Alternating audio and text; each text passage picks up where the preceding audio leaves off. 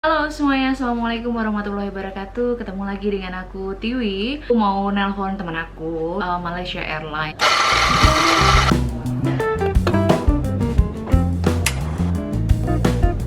Selamat datang di Topik, ngobrol bareng pramugari. Jadi aku kenal dia itu waktu kita sama-sama di charter flight internasional waktu itu. Dia teman satu angkatan aku dan untuk Halo Iqbal. Tuh, ini dia masnya, Baik. Long time no see. Kenalkan, nama saya Muhammad Iqbal. Teman manggil saya tuh Iqbal. Lain dong, apa ya pengalaman kamu dari pertama kali join di waktu itu Malaysian Airlines kan ya yang pertama ya, MAS ya. Kok bisa join ke situ? Syaratnya apa sih? Terus tesnya waktu itu gimana? Sharing Kok ke bisa kita. join di MES?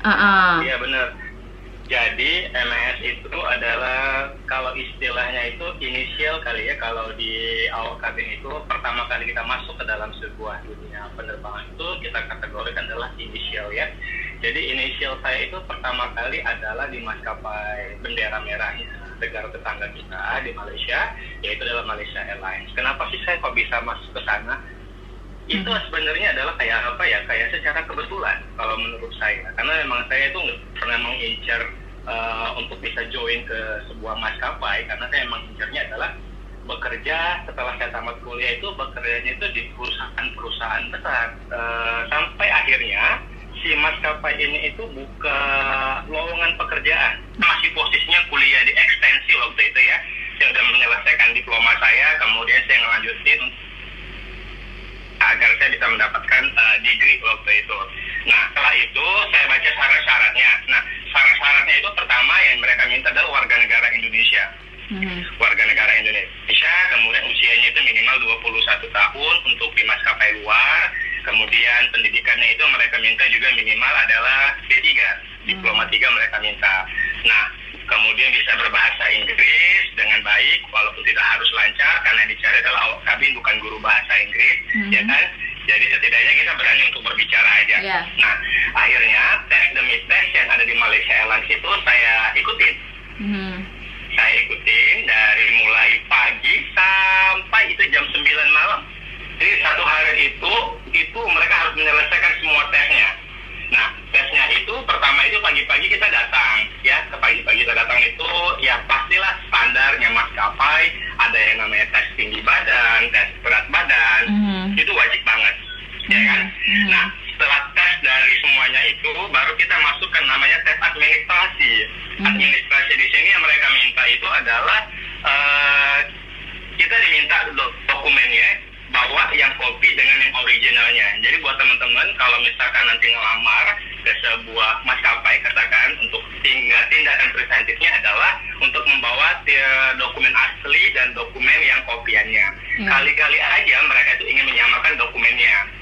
Betul.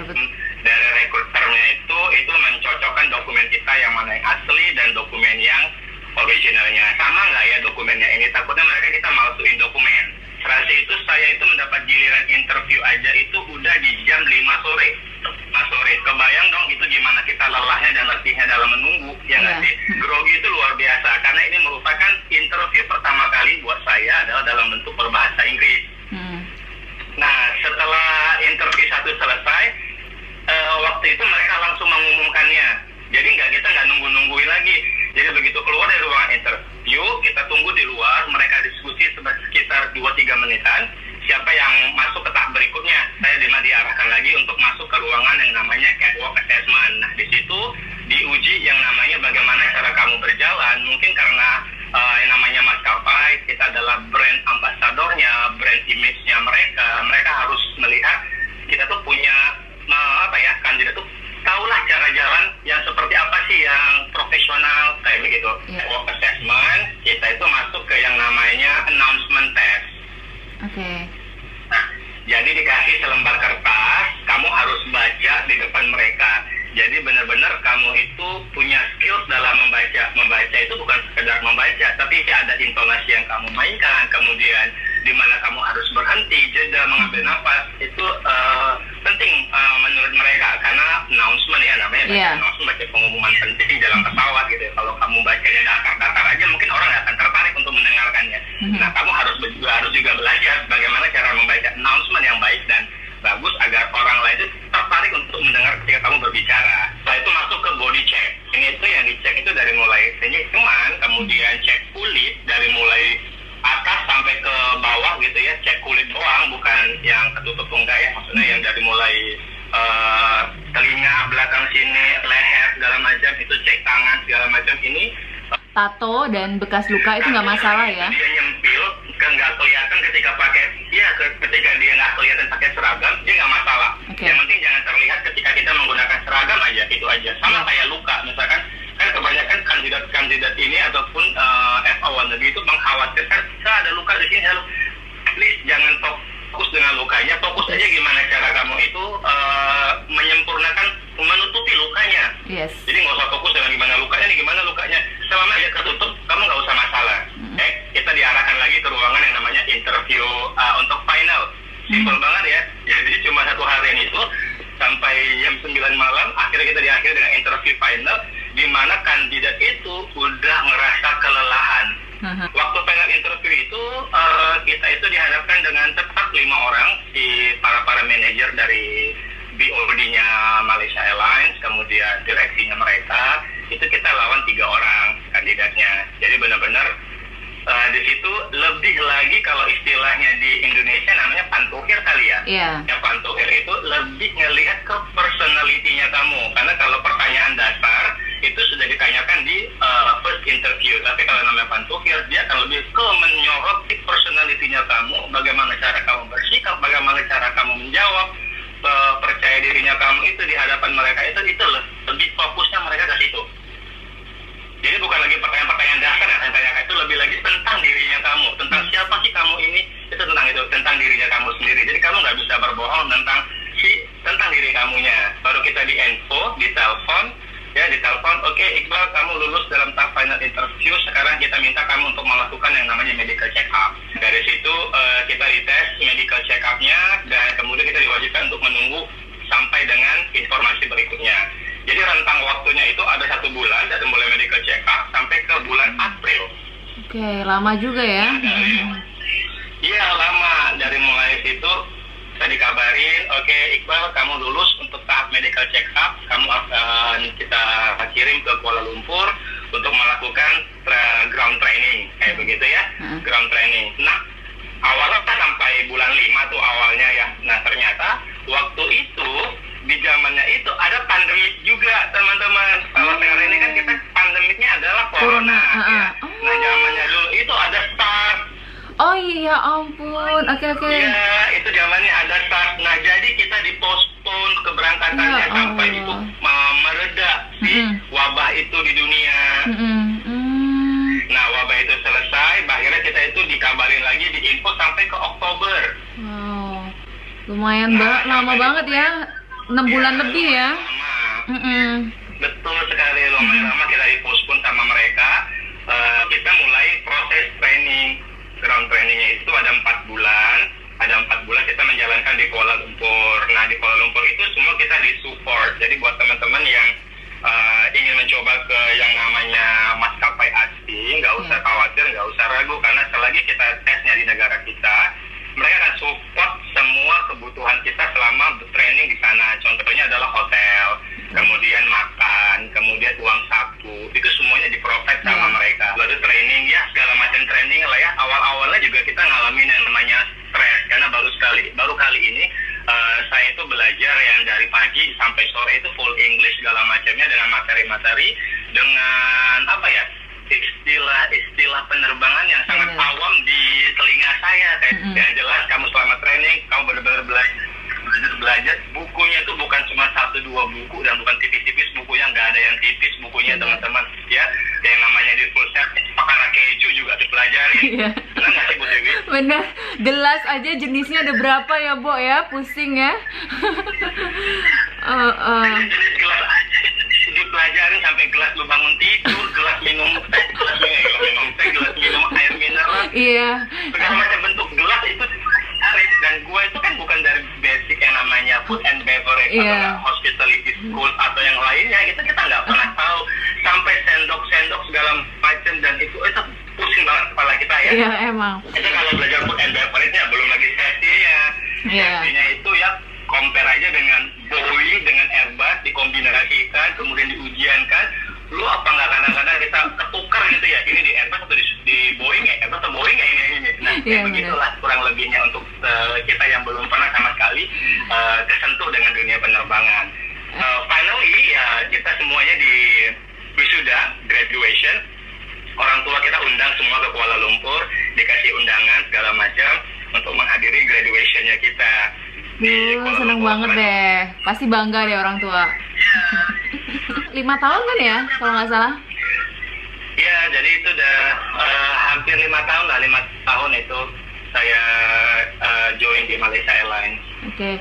Nah, dari Malaysia kontraknya per 3 tahun. Per 3 tahun, terus otomatis diperpanjang atau ditawarin? Enggak, nanti ada review kontrak lagi based on your performance. Nanti mereka akan nilai, di interview kembali. Setelah itu kira-kira cocok nggak ya untuk di extend kontraknya untuk masuk ke second contract gitu. Oke. Berarti emang harus terus jaga performance ya biar continue kontrak ya. Iya, benar banget. Kenapa memutuskan keluar tuh sekarang kan kerja di LCC Airlines gitu? Jawaban gue masih yang pertama itu karena nggak ada karirnya di sana, no karirnya, dan no karirnya kita akan stuck masih di situ aja levelnya, kita nggak bakalan naik jadi leader, nggak akan naik untuk bisa itu istilahnya in-flight supervisor atau partner ya kalau lebih bahasa awamnya di dunia maskapai. Nah kayak begitu.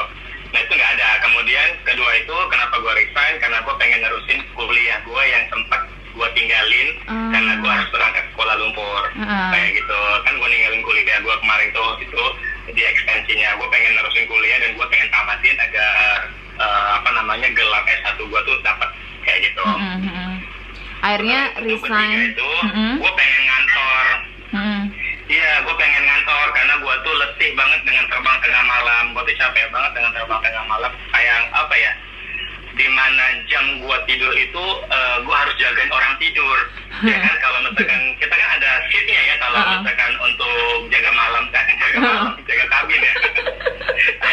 ada shift-shiftannya kayak begitu. Jadi kita ganti-gantian. Itu gelap gulita dalam kabin gitu ya. Itu kok kayaknya ngasih orang tidur enak banget, ini mereka ini tidur ya kayak gitu deh. I feel you. Ya, di Europe itu sekitar jam 6 subuh waktunya mereka, which is itu udah jam 12 siang di Kuala Lumpur gitu kan. Dan itu lagi belum lagi perjalanan ke hotelnya segala macam, itu kayaknya benar-benar capek lah kayak begitu. Itu menurut gue pada waktu itu kenapa gue resign, karena gue terbangnya tengah malam mulu kayak begitu. Dari Malaysia Airlines, kemudian gue ngantor lagi, gue kuliah lagi di Medan. Setelah itu gue pas libur kuliah ini kan, kalau di tempat gue kuliah itu kalau libur waktu itu tuh bisa 3 bulan libur kuliah semesteran itu. Nah gue itu ngelamar kerja, balik lagi terbang di maskapai luar sama Bu Tiwi ya, waktu itu best ya. Kata-kata. Terus habis itu balik lagi Medan, kuliah sama kerja kantor lagi. Betul, balik lagi kantor. Sampai akhirnya ada teman yang bilang mau coba nggak di maskapai Indonesia, dibilang begitu. Dia kasih tahu maskapainya, akhirnya ya udahlah, gue pengen coba. Gue datang ke Jakarta, gue interview segala macamnya. Kenapa gue pengen nyoba di maskapai Indonesia? Karena pertama, gue tahu maskapai ini itu semenjak gue tinggal di Kuala Lumpur, ya. Kemudian yang kedua, gue tahu benefitnya dia itu luar biasa lah, bagus menurut gue ya, bagus. Kemudian itu dia punya base di Medan, dimana gue kepengen adalah gue itu kerja dan tinggal kembali lagi di Medan. Kenapa? Karena kan memang hometownnya kita di Medan, kemudian keluarga saya juga di Medan. Jadi menurut saya itu poin yang lebih lah.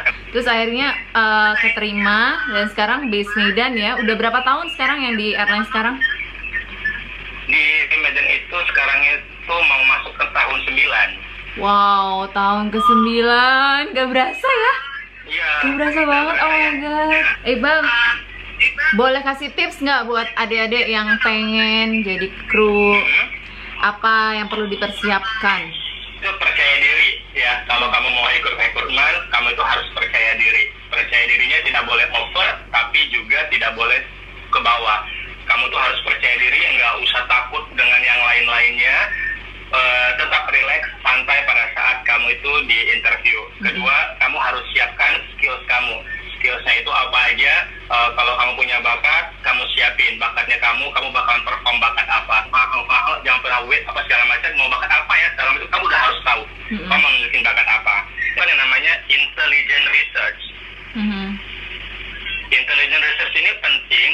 Kamu harus tahu maskapai apa yang kamu lamar, kemudian pencapaian apa aja yang udah mereka capai selama ini. Kamu tuh harus tahu. Ya, dress code itu kamu udah harus punya yang namanya formal business attire, casual attire, itu kamu udah harus punya. Ya, minimal ya kamu punya 3 lah untuk ganti-ganti. Kemudian pilihlah yang bagus. Mungkin yang bagus itu agak sedikit lebih mahal, tapi kan kamu harus perform pada saat 5 menit itu. Kamu harus menunjukkan tentang kualitas diri kamu gitu. Jadi kamu harus tunjukkan yang terbaik bahwa saya ini layak loh untuk jadi awak kabin di maskapai Anda. Kayak begitu. Jangan dilawan. Betul. Ya, kalau misalkan baru interview aja udah ngelawan, gimana nanti mau kerjanya? Pasti mereka akan berpikir ke arah sana. Iya, betul. Setelah itu interview, kamu harus berlatih, latih, dan latihlah terus di depan cermin. Iya, dan berlatih sama kita. Iya, betul. Mereka bisa belajar sama kita di sekolah pramugari. Iya, benar. Sekolah pramugarian kayak begitu itu ada yang namanya mungkin materi-materi interview kayak begitu ya. Nah, itu lihat lagi materi interviewnya itu. Kalau kita harus benar-benar berlatih, karena kalau misalkan di sekolah itu ada yang namanya kayak mentoring kita ya. Jadi mereka ngasih tahu poin-poin kekurangan kita itu apa aja, di mana kita kurangnya, di mana ini. Jadi adalah kayak mentor itu yang ngajarin kita dari A sampai Z bagaimana kamu harus bersikap. Nah, kalau kamu misalkan di rumah berlatih sendiri depan cermin, minusnya adalah kamu nggak ada yang koreksi. Kemudian kamu harus berlatih langsung di depan si panelisnya itu, gitu loh. Dimana kamu harus berhadapan dengan kegagalan sekian puluh dulu baru bisa tembus mungkin. Itu kayak begitu menurut saya. Ya, setelah itu kamu harus public speaking yang bagus. Bagaimana cara berbicara, kemudian bagaimana berbicara dengan gaya formal, intonasinya kamu harus perhatikan. Kayak begitu. Setelah itu apalagi ya? Kamu harus tahu kekurangan diri kamu, aktif untuk memperbaikinya. Iya, betul. Yap. Aktif untuk memperbaiki kekurangan diri kamu, kemudian fokus dengan kelebihannya ya. Jadi jangan bilang, aduh saya kurang satu di sini nih, saya kurang. Jangan fokus di situ. Kelebihan kamu apa itu yang harus kamu gali. Thank you so much Iqbal buat waktunya, buat sharing-sharingnya, bermanfaat banget. Insya Allah bermanfaat banget. Ya, sukses selalu, safe flight. Sukses. Ya, bye. Ya, bye.